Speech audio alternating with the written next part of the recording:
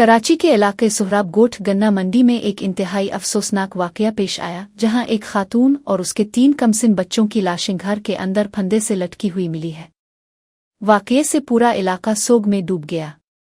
Police के मुताबिक जाँ बहक होने वालों की शनाख्त 35 साला फातिमा, 11 साला सोनम, 3 साला आरजू और 2 साला अरमान के नाम से हुई है। पुलिस ने लाशों को कानूनी कार्रवाई के लिए अब्बासी शहीद अस्पताल मुंतकिल कर दिया, जहां पोस्टमार्टम और फरांजिक तहकीकात जारी है।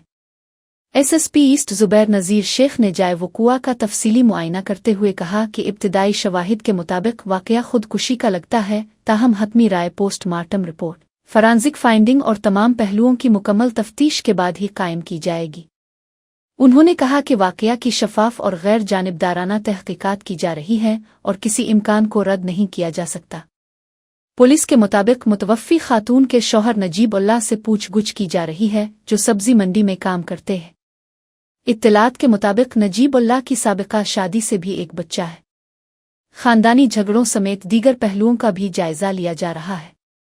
वज़ीर दाखिला सिंध ज़िया उल हसन लिंजार ने वाक़ये का सख्त नोटिस लेते हुए एसएसपी ईस्ट से फौरी रिपोर्ट तलब कर ली है और हिदायत की है कि वाक़ये की हर पहलू से मुकम्मल तहकीकात की जाएं ताकि ज़िम्मेदारों को इंसाफ के कटहरे में लाया जा सके।